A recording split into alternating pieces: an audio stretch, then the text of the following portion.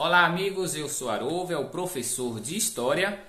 Vamos falar hoje sobre a linha do tempo da humanidade, trazendo aqui informações aí desde aquelas teorias, né, as primeiras hipóteses da vida, da origem da Terra. Eu já peço aí a sua contribuição para deixar o seu like no canal, isso é importante, viu? Então deixa a sua contribuição aí, se inscreva no canal se você não está inscrito e deixa aí um comentário, o que é que você achou desse tema. É um tema amplo, mas é interessante da gente ter esse conhecimento e, se você é professor, de trabalhar com esse tema em sala de aula. Então trazer um pouquinho aí essa trajetória, sempre recordando aí a ciência, né? Sobretudo os fósseis, que são importantes vestígios do que nós vamos falar, sobretudo daqueles que nos antecederam também. Então falar um pouquinho aqui dos hominídeos, né? Que são aí, que é a espécie, né? Que também antecedeu ao Homo sapiens, então que é a espécie a que nós pertencemos. Se você é professor, é interessante você trabalhar aí com seus alunos também sobre a linha do tempo. É uma forma mais didática de se compreender de como que chegamos até hoje. De onde viemos, a ciência já nos ajuda através aí de estudos, né? Então vestígios aí bem analisados, com todo o rigor da paleontologia, né? De diversas formas aí de ciências que trabalham de forma equiparadas, que trabalham de forma conjunta. Bem, existe consenso entre os pesquisadores, né, de que a Terra, assim como toda forma de vida nela existente, resulta de um longo processo natural, transcorrido aí ao longo do tempo.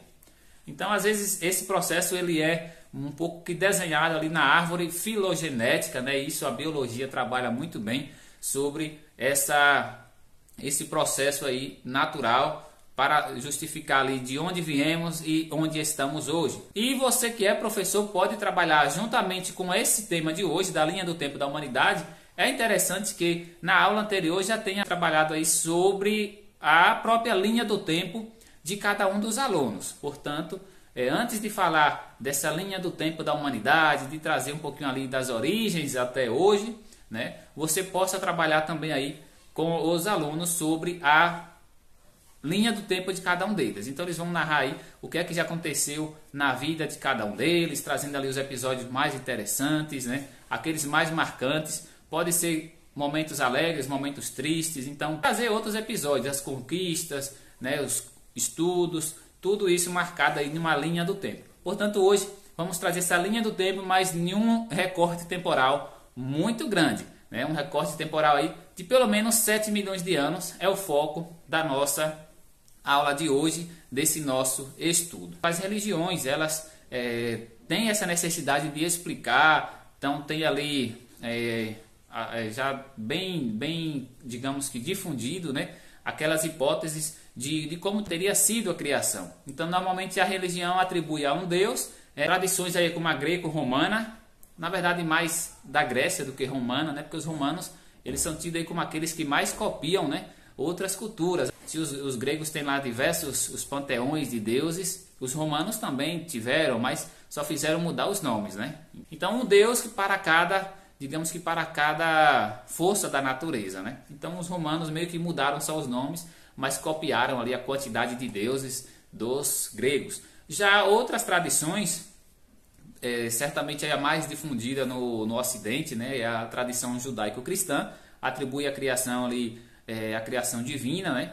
E sobretudo a partir de Adão e Eva. É também uma narração ali no livro do Gênesis, é uma narração que não se deve levar ao pé da letra, né? Daquela forma como foi escrita. Então, ali é para dizer que foi uma origem divina, mas não quer dizer que foi exatamente daquela forma. Então é um livro também ali poético, né? Interpretativo, digamos assim, né? Um livro que não é narrativo em si, como é também o livro dos Juízes, outros livros ali do Deuteronômio, né? Mas o livro do Gênesis, assim como Cânticos, Salmos, eles também são metafóricos em muitas das partes, beleza?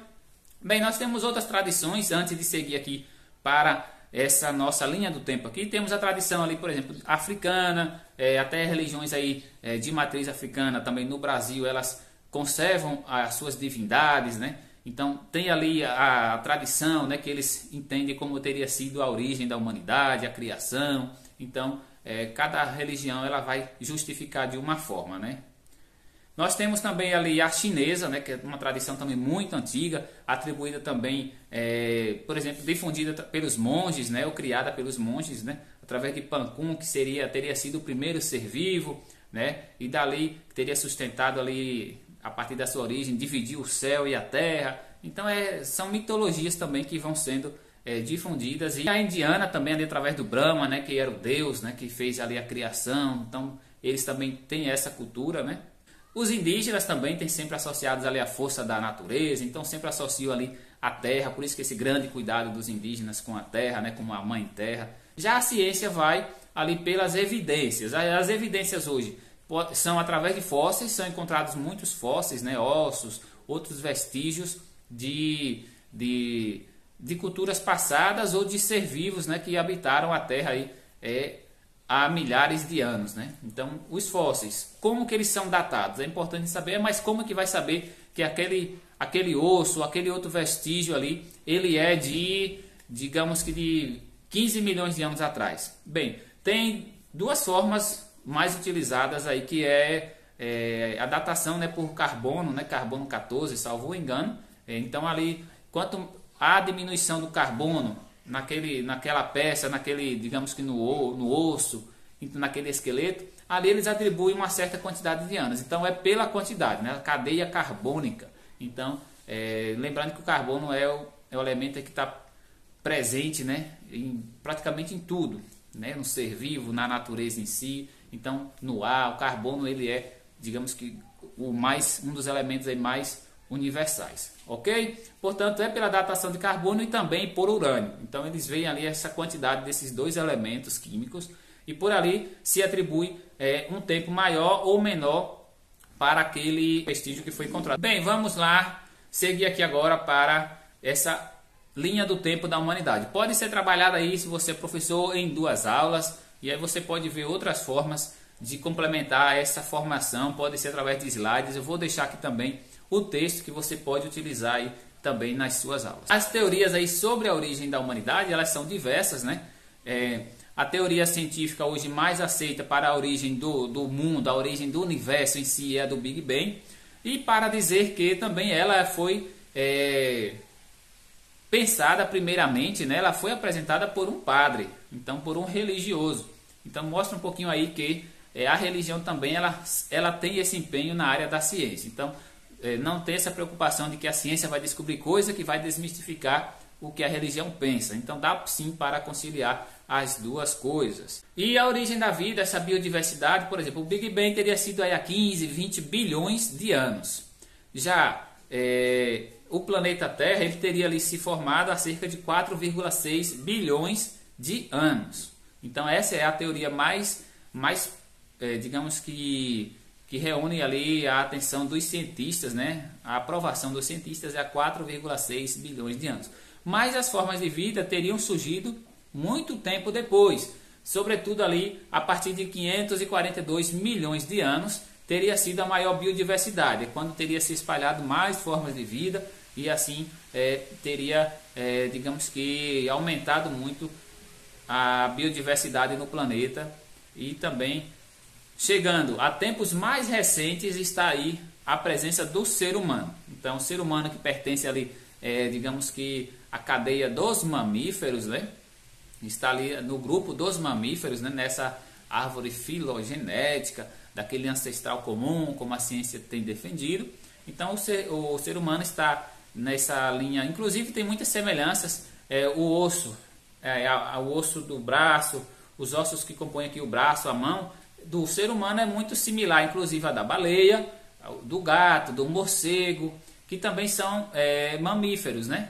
Então, é muito semelhante. Seguindo lá, vamos ver aqui sobre a origem da humanidade, né? Do ser humano. Então, vamos trabalhar aqui um pouquinho sobre o ser humano. Bem, na linha do tempo aí você marque há 7 milhões de anos surgiu os hominídeos. Então, a espécie aí dos hominídeos não é em si a espécie do Homo sapiens, da qual nós pertencemos. Então ainda era uma espécie ali, digamos que mais parecida com os com o ser humano. Mas também não estamos falando aqui de primatas, de outros primatas. Então os hominídeos já é uma espécie aí muito mais próxima, né, parecida do ser humano. E a diferença vai ser, por exemplo, na estatura, tinham baixa estatura, mas também já podiam ser bípedes, que é, na verdade, o que já diferencia ali o ser humano, né, a espécie humana, dos primatas, né, dos macacos, né, dos grandes primatas, né, os orangotangos. Então, por exemplo, eles têm o hábito ainda ali de não são bípedes, ou seja, não caminhavam unicamente sobre os dois pés, né, utilizavam também as mãos para caminhar, deslocamento, e também até a forma da coluna mais ereta. Então, normalmente a dos primatas é mais curvilínea, já a do homem, do ser humano, ela é reta, né? Tem algumas curvaturas, mas ela é mais reta, né? Porque já é a postura de ficar ereto. Então vamos falar aqui agora também sobre isso. Pronto, então há 7 milhões de anos foi a origem dos hominídeos e teria surgido na África. Então a África é onde são encontrados ali os fósseis mais com datação mais antiga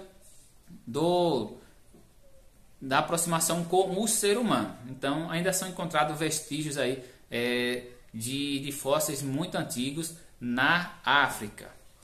Então nós vamos ver aqui, ali surgiram os primeiros hominídeos. Antes dos seres humanos existiram outras espécies com características parecidas com a humana. Podia andar de forma ereta, deixando as mãos livres para executar outras atividades. As principais pistas deixadas ao longo dessa trajetória são, naturalmente, os fósseis, né? A exemplo do homem de Tomai, que foi descoberto agora em 2001 em Chad, na África. Então, um país aí do norte do continente africano. Lá foi encontrado o fóssil que é atribuído hoje ao mais antigo dos hominídeos. Então, é aquele que as características, por exemplo, o cérebro era menor, ou seja, a caixa craniana era muito menor desses primeiros hominídeos. Então, naturalmente aí, com a questão da alimentação, consumo de carne, que é a proteína, né, isso vai causar o crescimento também da massa cefálica, e isso aumenta também a capacidade de raciocínio, né? Então começa o ser humano ir ali, digamos que buscando melhorias, né, para o ambiente, e assim vai vivendo mais, vai se reproduzindo mais. Bem, vamos lá, na linha do tempo aí você marca há 2,3 milhões de anos surgiu a espécie Homo rudolfensis. Então seria essa o mais parecido com o Homo sapiens, que somos nós. Então o Homo rudolfensis seria já a espécie aí mais parecida com a gente. É a espécie mais antiga que conhecemos do gênero Homo, era predominantemente bípede e tinha corpo mais alongado. Adaptação à diminuição das florestas e o surgimento de savanas. Então, com essa mudança também no ambiente, diminuição de florestas, com savanas, então era mais, digamos que ágil, caminhar sobre dois pés do que utilizar as mãos, né? Utilizar, digamos que para os animais, as patas dianteiras, né? Então, para o homem, tornando-se ereto, seria melhor, facilitava mais o deslocamento, deixando as mãos livres para manusear, fazer outras coisas. Então, já que não havia tanto mais aquela necessidade como é dos primatas, né, de subir em árvores, que são vegetarianos, né? Então, houve isso. E o fato desses primeiros também ali, por exemplo, o Homo habilis, que surgiu aí há 2 milhões de anos. Então, são espécies que vai ter diferenças daquelas espécies anteriores, que também elas deixaram de existir, como a que eu citei agora, Homo rudolfensis, que tinha uma estatura menor, então também o cérebro era menor, então eles tinham uma expectativa de vida muito mais curta, até do que é hoje a humanidade, claro, né? Então esse Homo habilis começaram a fabricar as primeiras ferramentas de pedras lascadas, possibilitando aí novas fontes de alimentos. Isso ajudou a ampliar o consumo de alimentos de origem animal. Com maior consumo de carne, por exemplo, conseguia mais proteínas, que é o principal nutriente, né, do corpo humano. Assim, aumentava a expectativa de vida, além de favorecer o crescimento do cérebro, aumentando assim a capacidade de raciocínio. Depois dessa espécie do Homo habilis, aí há 2 milhões de anos, também surgiram outras espécies, até que há 1,8 milhões de anos, também começou ali a expansão, o povoamento de outros continentes. Então, a partir da África, vale ressaltar isso, que os estudos eles mostram que os fósseis mais antigos, né, da espécie Homo estão no continente africano. Então, há 1,8 milhões de anos começou aí as migrações. Então, já digamos que o aumento na estatura, sobretudo o crescimento do cérebro, isso nos fósseis fica muito claro, né? O formato da cabeça, né? Da caixa craniana. Então, normalmente quando os fósseis são mais recentes, nota-se que o crânio ele é maior, então há uma massa cefálica maior. E essa capacidade de raciocínio vai dar também a essas espécies a questão de pensar, de procurar lugares melhores para habitarem, questões ali de competição, questão de ver questões climáticas, então de migrar. Então havia sim essa capacidade aí de migrar e assim teria espalhado por todos os continentes. Ah, mas se o continente americano está isolado do continente europeu, como que chegaram à América? Bem, nós temos que estudar também sobre as placas tectônicas, que elas se movimentam. Então, o formato que nós vemos hoje, o planeta Terra, os continentes, a sua localização, há milhões de anos ou bilhões de anos não era dessa forma. Então, há ainda uma movimentação dos continentes, né, das placas tectônicas. A gente vê isso aí até mesmo nos terremotos que acontecem, é sinal de movimentação aí no núcleo da Terra, né? A partir do núcleo da Terra tem as placas ali acima e aquela movimentação ela vai causar terremotos, mas é sinal de que a Terra ela está em constante movimentação. Claro que isso movimenta-se centímetros, né, durante um longo espaço de tempo, né? Então não é uma movimentação rápida que a gente perceba, né? Mas há, por exemplo, acho que o distanciamento do continente americano do continente africano continua tendo esse distanciamento, né? E a aproximação com outros, na verdade, né? Então, e aí como teria sido? Bem, a África ali através do Egito, né, aquele canal de Suez, onde é hoje, ali propiciou também a saída, né, desses seres da espécie Homo, né, para habitarem, digamos, a Ásia, e da Ásia teria vindo para a América, assim como também teria ido para a Austrália. Da Ásia, ali no estreito de Bering, né, no norte, no nordeste da Rússia, né, dali para o Alasca hoje está separado por pequena diferença, mas no passado pode ter sido ali um continente junto ao outro, ou mesmo com a questão dos gelos, né? Então, digamos que numa era glacial, ali aquela região com certeza ela era composta de gelos, então isso também propiciava a união dos dois continentes, né? Então da Ásia com a América através do Alasca, que hoje pertence aos Estados Unidos. E daí teria descido para a América do Sul. Tanto que o fóssil mais antigo no Brasil foi batizado com o nome de Luzia, que está no Museu Nacional. E são fósseis bem mais recentes. Aí são vestígios, a maioria dos fósseis encontrados ficam ali entre 13 mil anos, né? Alguns outros podem chegar até 40 mil anos aí para o continente americano. Já no continente africano, normalmente os fósseis que são encontrados atribuído uma datação muito maior, até superior a 100 mil anos, né? Então, para esses seres aí da espécie Homo, que é aquele mais parecido com a gente, né?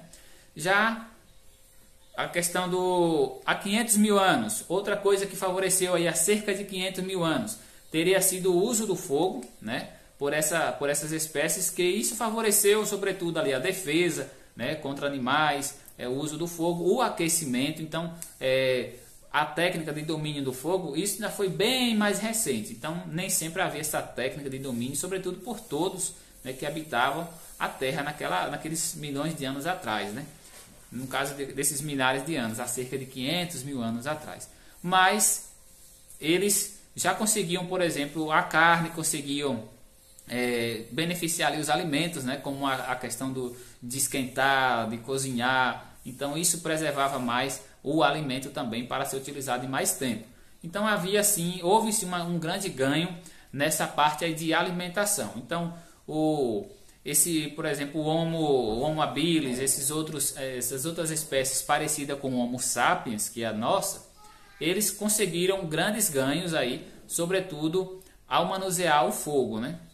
Então, com o conhecimento adquirido ao longo de milhares de anos por diversas espécies, os hominídeos passaram a reunir variados recursos para realizar atividades cotidianas, como a caça, a pesca, construção de moradias.